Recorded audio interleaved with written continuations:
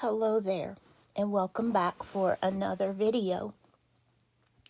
In this video, we are looking at word problems with several steps.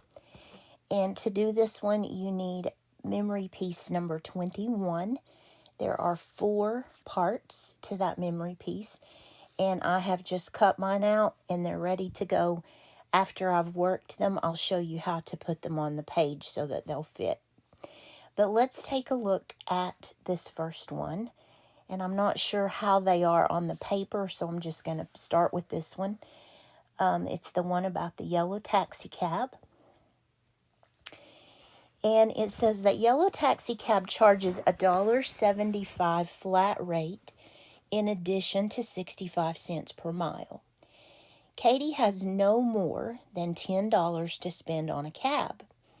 For how many miles can she travel and stay within budget?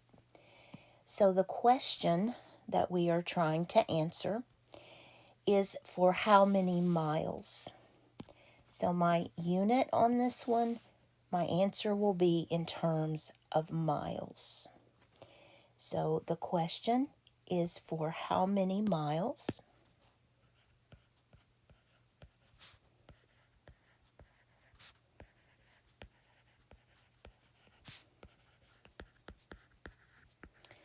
Can she travel? So the unit in this case is miles, and stay within budget. Then to organize, remember we write down all of the numbers and get rid of any junk, if there should be junk. So with this one, I have $1.75. That is the flat rate. And I apologize for my handwriting. I have a cut on my thumb, and it's really making it difficult to write, not walk. Okay, I also see a keyword here that I want to use, and that is in addition to 65 cents per mile. So let's get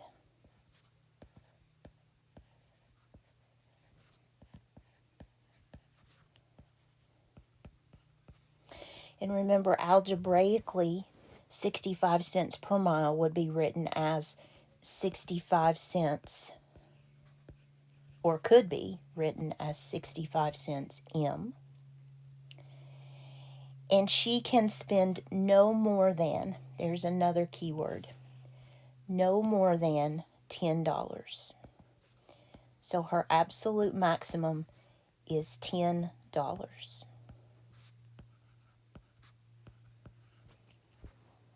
Okay, so I need to see if I have any junk in this problem, and I don't. All of this is relevant to the cost of this cab ride.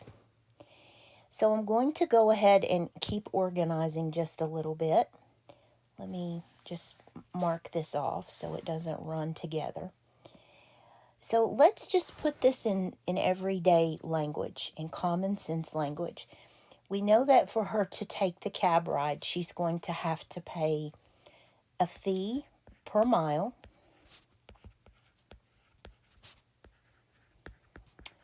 in addition to the flat rate,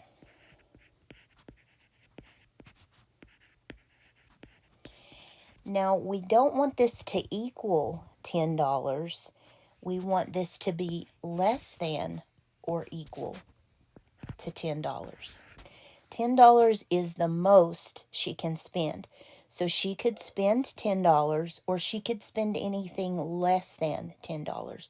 It doesn't say that she has to use all of her money. So to set this one up, the fee per mile, that is 65 cents for every mile. And you could use the letter X if you want. I'm going to use M. And let me show you one reason that I want to use M, because M is what I'm looking for right here. So if I can use the variable M for miles, that's going to help me. Okay, so 65 cents a mile plus the flat rate. So if I just get into the cab, it costs $1.75. And that has to be less than 10. So here's actually the setup for the problem. I've already done the setting up right there. But I did need a little bit of room to solve. So let me go ahead and write my inequality again. And then I'm going to draw my power t because I'm ready to solve this thing. When you get down into this section, if you're following Rose's, the only thing that you should have down here is math. You don't want to have any words or anything. It's just the math problem itself. So here is the variable side. And here is the constant side. And you know what to do. We're going to move the constant. And I want you to use a calculator here. This is not the time to be worrying about trying to do math in your head. If you can do math in your head, that's fine. Feel free. But make sure that you don't make a mistake right here, because you can do your algebra flawlessly and still make an error right here. That part is not too bad, but this one I would not try to do in my head, because we're going to divide by the coefficient. Now remember, with an inequality, if you divide by a negative, you would need to reverse the sign. But 65 cents is not negative, so we don't have to worry about that. Here's the canceling. So M is less than or equal to $8.25 divided by 65 cents. And I am getting 12.69 on this one. 825. Let me do it one more time, because I didn't make this problem up. So I'm going to say to the nearest whole mile. She could travel at most 12 whole miles. She doesn't have enough money to do 13 whole miles. One way to check this problem is to say 0.65 times 12 plus $1.75 should be less than or equal to 10. So let's see. 0.65, and I'm just substituting that 12 right there. So 0.65 times 12 is 7.8. And 7.8 plus 1.75, as long as that's less than or equal to 10, we are okay. So let's see. And sure enough, it comes up to be 9.55, less than or equal to 10. So that checks out to be true. So I'm going to say at most,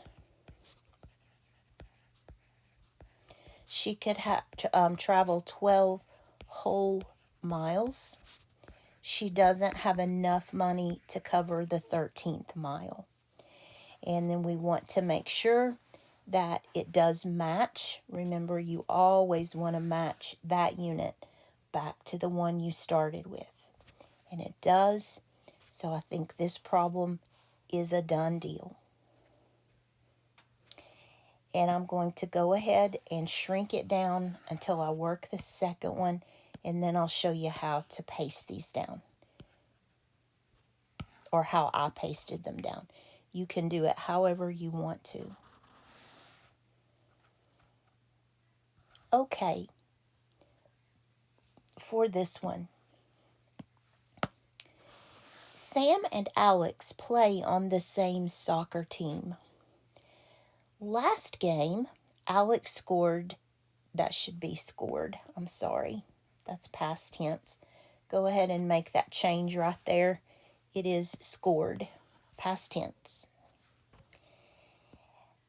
Alex scored 3 more goals than Sam, but together they scored less than 9 goals. What are the possibilities of goals that Sam scored? So we are looking for the goals that Sam scored. And that goes here. goals. There's our unit that Sam scored.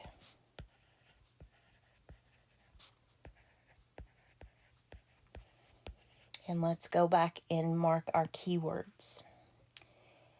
3 more goals, that's Alex. 3 more goals than Sam. Together, that would signal addition. Less than 9 goals. So I have enough here to set this problem up. We know that Alex had 3 more than Sam.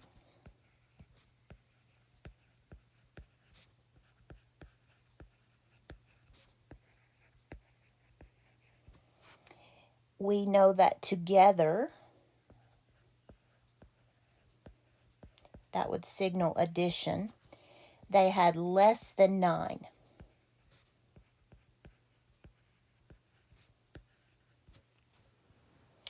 So to set this one up, I'm going to say Sam plus Alex, they're working together, scored less than 9 goals. I don't know how many Sam scored, but I know that Alex scored that number plus 3 more than Sam, and together they scored less than 9. So here comes the setup for this one.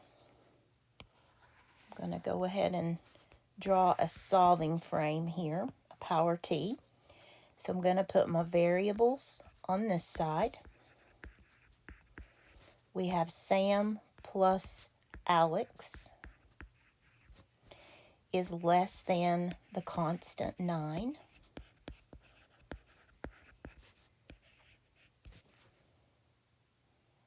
Okay, so we have 2 S's. Plus 3 is less than 9. So I'll move the 3. So 2S is 6. Divide by 2. So we know that Sam scored less than 3 goals. He could have scored 3. He could have scored 2. He could have scored 1. He could have scored 0. Okay, and for this one, I'm going to graph this solution.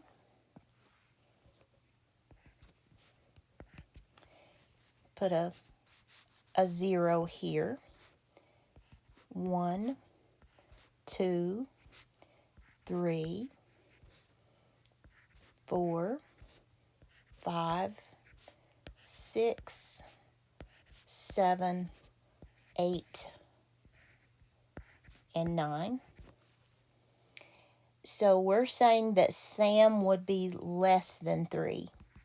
Not 3, but less than 3. So anything below 3, which could be 2, 1, or 0.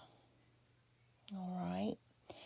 So let's test this. Let's try this equation or inequality and see if it checks out.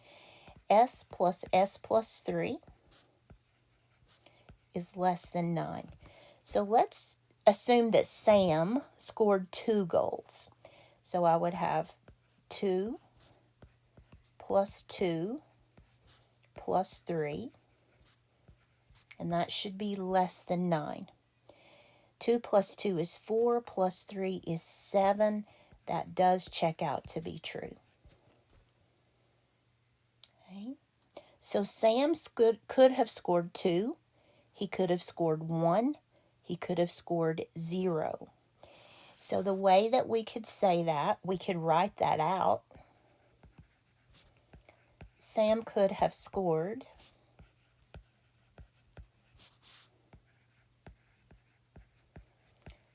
0, 1, or 2 goals. Or we could write it this way. Sam is less than 3 goals. which is what our equation format showed us right here. Sam is less than 3, and always check that unit. Goals and goals, that matches. We also want to make sure that we solved for Sam, not for Alex, and that one's a done deal. Sam had to be less than 3. Okay, the way that I put these on my page, I rotated them to the side, like so, and I glued them down this way. Now you can do it however you want to. Some notebooks are larger than others, but this is the way I did mine.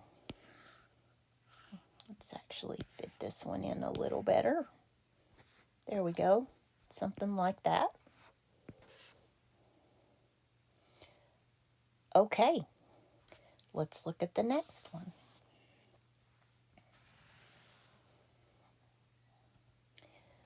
Brooke is selling handmade jewelry. Bracelets sell for $2 and necklaces for $10. She needs to make at least $690. If she sells 150 bracelets, how many necklaces would she need to sell? So let's dig into this problem and see what we're looking for. The question is how many necklaces?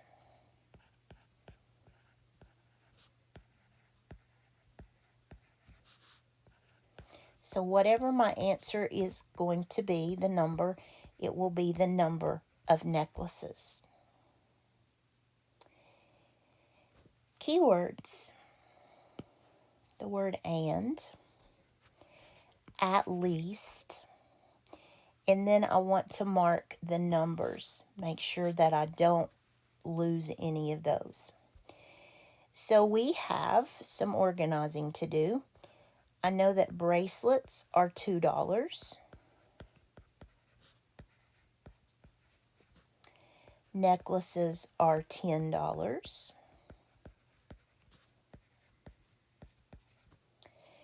We know that she's going to sell 150 bracelets. So I'm putting that up there beside the other bracelet. The number of necklaces is unknown, but we know that she needs to make at least, so that's a minimum, of $690.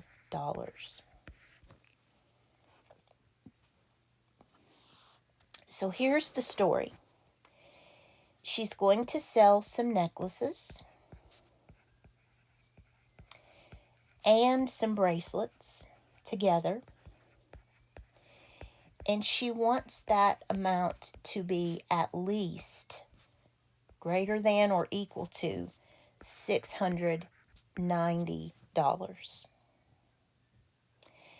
I know that the necklaces are $10 each, but I don't know how many, so I'm going to use N for necklaces. And is a plus sign. Bracelets are $2 each, and she's selling 150 of those. So there's the setup. 10N, I am going to go ahead and multiply 150 times 2. That's 300. So here's the problem that we need to solve. 10N plus 300 is greater than or equal to 690. And once you get that ready, you are able to solve that for the number of necklaces. And that's the variable. The number of necklaces is variable. This is constant. Those are fixed. So let's move the 300 over here. And then I'm left with 10N equals 390. And then I'm going to divide both sides by the coefficient, which is a positive 10, so nothing has to reverse. So N is greater than or equal to 39. That means she has to sell at least 39 necklaces. If you want to graph that solution, you would have a 39 right here. She could sell 39 and make this work, or anything above 39.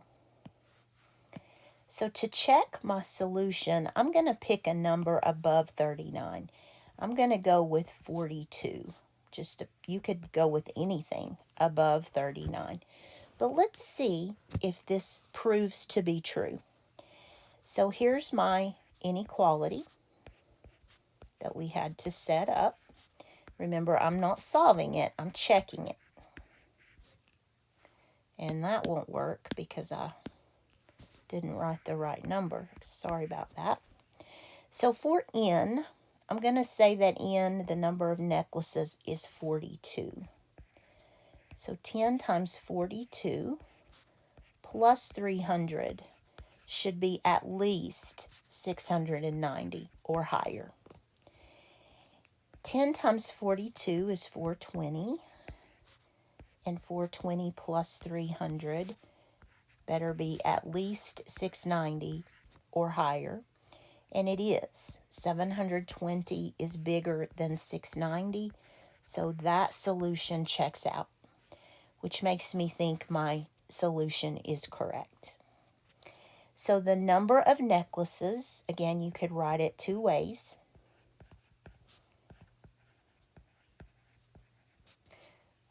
Let me do it the way it's supposed to be. She must sell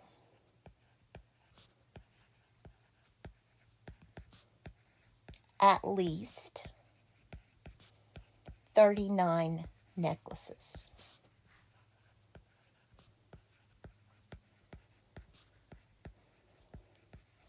If you want to write it in words, if you want to write it mathematically, it would look like this. Necklaces must be at least 39. Again, you always want to check that unit. 39 necklaces answers the question, how many necklaces?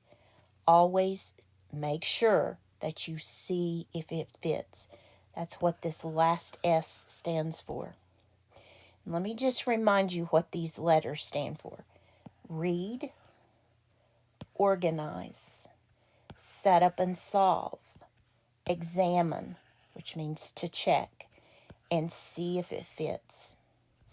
You don't have to draw roses every time, but at least think through roses when you solve word problems, and it will keep you from making mistakes. It really helps to avoid some common errors that folks make. Okay, one more. So far, these have all been inequalities. Keith has $500 in a savings account. He wants to keep at least $200 in the account at all times. If he withdraws $25 a week, for how long can he continue to draw out money and meet his goal? So we are looking for how long. And the time mentioned here is weeks. So we're going to say for how long. And then I have to make an inference here. That means for how many weeks can he continue to draw out money? So this is weeks that I'm looking for. Okay, so here are the keywords. He has $500. He wants to keep at least $200 at all times. If he withdraws $25 a week, for how long can he continue to draw out money? So here are the numbers. He has $500.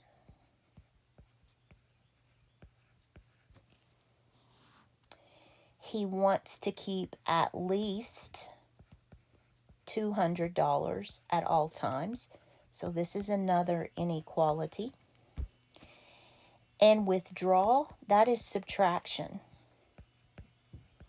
25, so it's minus 25 per week.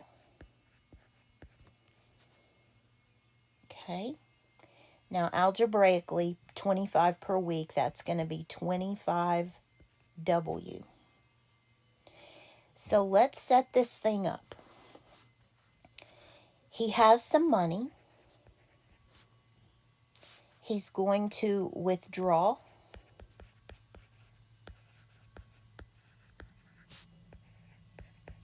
$25 per week, and we want that amount or that situation to always be at least $200. We never want it to go below 200. We want it to be greater than 200. Okay, so let's set this up. He has $500. Withdrawing is minus $25 a week, and we want to keep that at least 200. So we are ready to set up our problem. I have 500 minus 25W greater than equal to 200. So weeks are variable. That's the unknown thing that we're trying to find. And this is constant. So I'm going to minus 500 and minus 500. So I'm left with minus 25W and minus 300. And then I'm going to divide by a negative. So that sign is going to flip as soon as I divide by that negative. And I do it on this side as well. So W less than or equal to 300 divided by 25. I'm sorry, negative 300 divided by 25. So the weeks have to be less than or equal to 12. 12 weeks is the maximum time that he could do this process. So if you graph this one, you're going to have 12 weeks right here. And we're saying that it could be 12. He could do it for 12 weeks or anything less than 12 weeks. So I'm going to try 12 and see if that actually holds true. So I'll write my equation again. My inequality again. And let's see if this proves to be true. So remember, these are weeks. So I'm going to say 500 minus 25 times 12 has to be greater than or equal to 200. So 500 minus 25 times 12, that's 300, is greater than or equal to 200. So the question is this true? And yes, it is, because it can be greater than 200 or equal to 200. So that tells me that my math checks out. When I examine it and I check my math, it holds true. So he can withdraw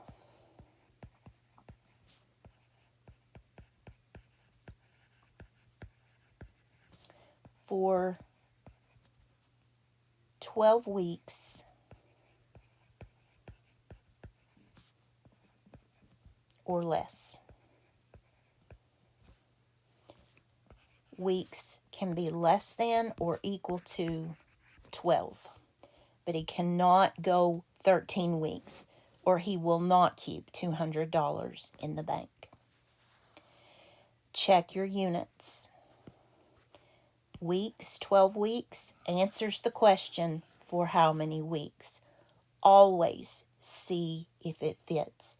Did you answer the question that you were asked? Okay, let's paste these down. Again, I am going to just rotate mine to the side and put them right down here on the paper. Well, I'm going to try to do that. Let's do this one first. Again, you can do this however you want it done. It's your notebook. Whatever makes sense to your brain. If you want to put one problem on 4 pages, that's fine. I'm just trying to save a little space, because my notebook is digital and it's eating up computer space. Okay, so there are 4 multi-step problems. These happen to all be inequalities. I'm not sure what I was thinking. I didn't make these up, so I may have just not realized that they were all inequalities. But regardless, they're good problems. And we'll do some more of these practice problems in the workbook. So I'll see you soon for that video, and I hope you have a really good day. Bye-bye.